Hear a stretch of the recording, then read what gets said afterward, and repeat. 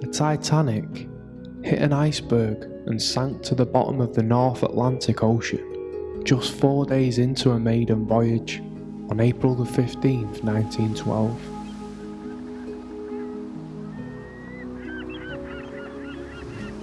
The disaster claimed the lives of around 1,500 people, whilst only around 705 survived.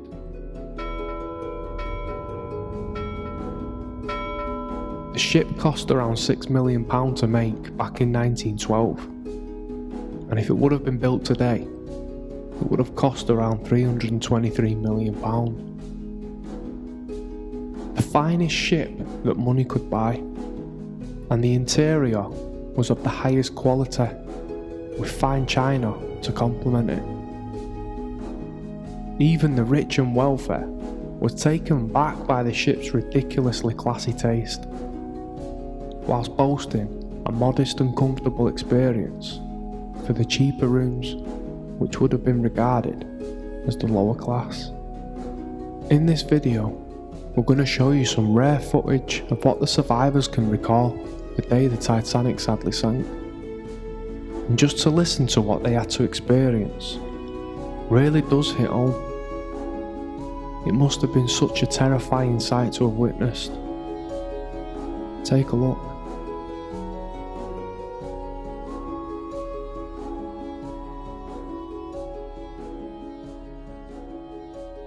It was a very slight bump, just a little jar, nothing at all. I went in my room. There was a second light jar, nothing of consequence. But you knew something had happened, and one man said, "Look at that. That's an iceberg, and it's a whopper, because there's 1/8 above the water and 7/8 below, and this blooming thing's all the way over the top of the ship." Thought nothing of it. We picked up the bits of ice, and most of us prayed snowballs. 10 minutes to 12, she felt a slight bump. She said it was just like a train pulling into a station. It just jerked. It was very slight, but she said she knew that it was this dreadful something, and she wakened my father. She wakened me, and my father said no, he wasn't going up on deck again after the night before.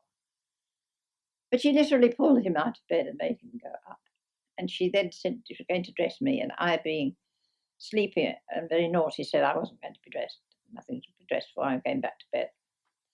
My father came back very quickly because he could get up to the boat deck in the lift very quickly from where our cabin was. And he came back and he picked me up and wrapped his blanket tightly around me as if I were a baby. And my mother said nothing to him, and I used to say to her sometimes, years afterwards, I can't understand why you didn't say to him, what was it? Which she certainly did not say. And she said, I didn't have to say, what was it? I didn't know what it was, but I knew it was this dreadful something that I had to live with for months. There was nothing more I could say. A little while later, a man came to my door. His teeth were chattering.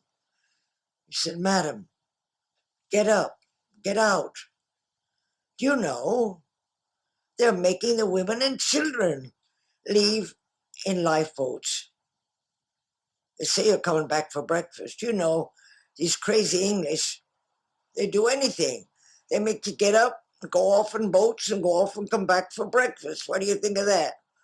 But before I went, I locked every window in my 3 staterooms and closed every trunk and locked every trunk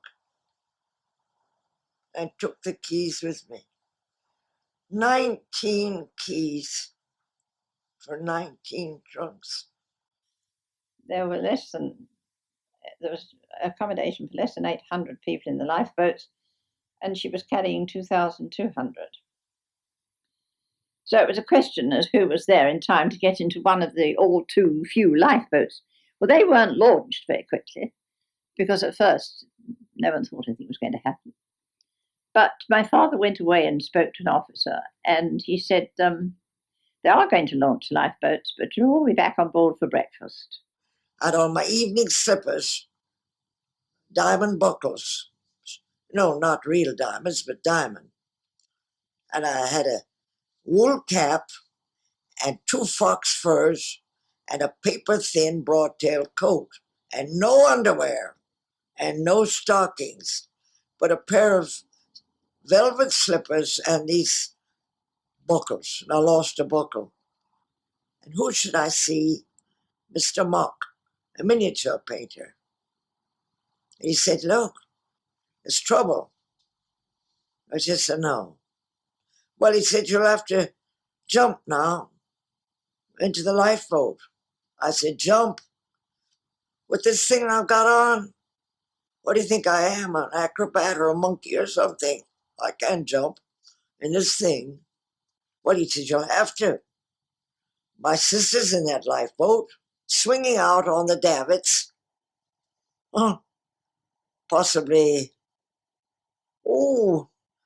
I don't know by measurements, but it was an awful long way.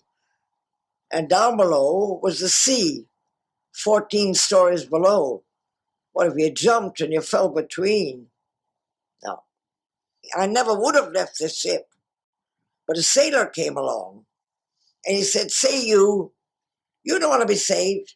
Well, I'll save your baby. And he grabbed this pig from under my arm and he tossed it in the lifeboat. And I turned to this man, Monk, and I said, that does it. But when they threw that pig, I knew it was my mother calling me. There wasn't any panic until the lifeboats left, and then there was panic galore. We were down on the ocean. We could hear them running about on the decks and screaming. You can imagine people came up from their cabin, went onto the deck, no lifeboat, tearing around the other side. That's when the panic was there. There wasn't any panic at the time I got in the lifeboat because there weren't enough people up there. And there were enough people there to just get into the lifeboats.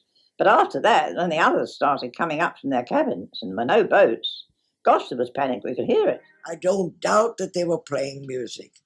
Other people heard it. But when people say that music played as the ship went down, that is a ghastly, horrible lie. I didn't close my eyes at all. I saw that ship sink. And I saw that ship break in half. And for so many years, people have argued with me about that. But now at last, it has been proven beyond all doubt that she did break in half. I know she did, I saw her. And the forepart went down nose first, and the stern of that ship stood up in the water for quite a long time, or it seemed a long time to me, and then keeled over.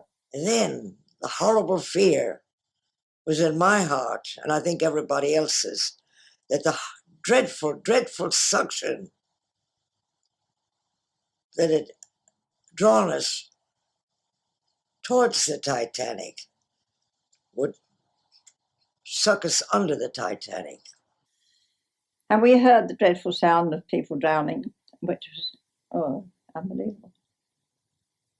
And then, because our lifeboat was so full, so overfull, the officers called all the boats together and transshipped some of us, 1 in that boat and 2 in that and 3 in that, and I got separated from my mother. And that was the most terrifying thing to happen to a child. But the most dreadful sound of all is the sound of people drowning. The screams. Absolutely ghastly.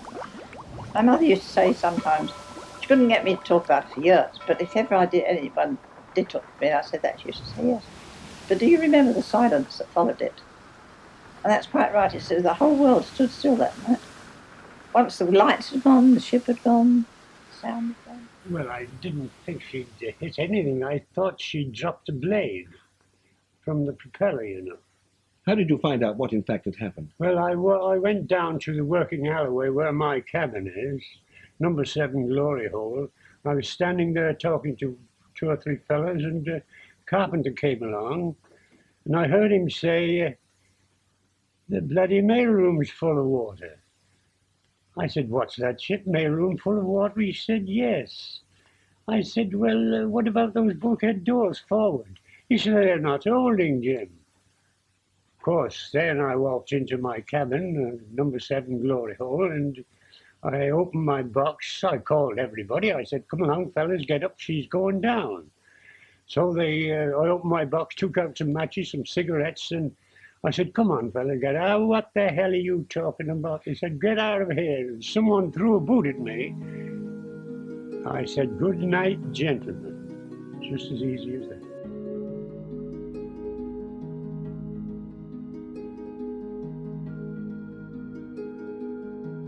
Today, the Titanic is sat at the bottom of the ocean. Nothing but a ghostly, eerie carcass. And the cries for help, well, they still probably echo around the grand, beautiful corridors of the ship that was once dubbed the Unsinkable. The events that took place that night were scarred and etched into the memories of all the survivors that lived to tell the tale. May they all rest in peace.